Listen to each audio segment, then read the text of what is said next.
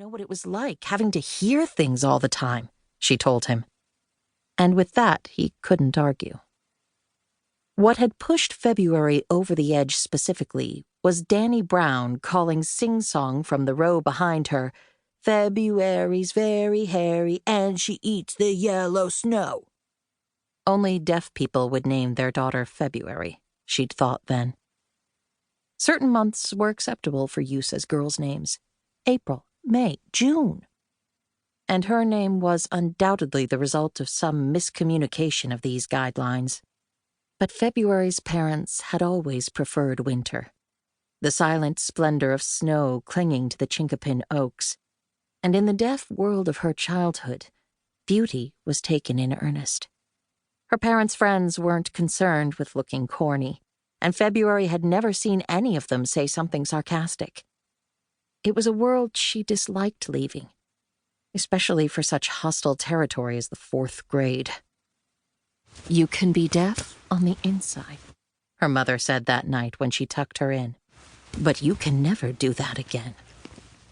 Of course, things are different now, February thinks as she looks out over the quad at the River Valley School for the Deaf, squinting against the early sun. The internet has been world-opening for deaf people, and deaf culture has evolved to accommodate plenty of mainstream snark and slang. Plus, hearing people are naming their kids all sorts of weird things now. Fruits and animals and cardinal directions. The deaf world is no longer her safe haven, but her place of employment. And at the moment, she is screwed. As headmistress, she is supposed to have her finger on the pulse of the school. Instead, she has done the worst thing possible. She has lost other people's children. 2 boys, Austin Workman and Elliot Quinn, a sophomore and a junior, roommates. In front of Clercall, police have parked a mobile surveillance unit from which they access Homeland Security cameras in Cincinnati and Columbus. They try to tap into the boys' GPS location, but this only leads them back to the dorms, where 3 phones are found in a neat stack beneath a common room table. The 3rd phone prompts another round of bed checks, but everyone is accounted for. Elliot's and Austin's parents arrive, yelling in a mix of languages at February, at the police, at one another. Superintendent Swall arrives, also yelling, demanding her office keys so he can go inside and write a statement. An emergency alert will be blasted out to every mobile phone in the Tri-County, and February will have to speak to the morning news. She ducks into a lower school bathroom, pins back her hair and applies lipstick before a very short sink. She wonders if this shirt is okay, then admonishes herself for thinking about her outfit at a time like this. She returns to the quad and lingers near the police camper. She can already tell it's going to be an unseasonably warm day for her namesake month. No snow in sight. Sunlight refracting off dewy grass.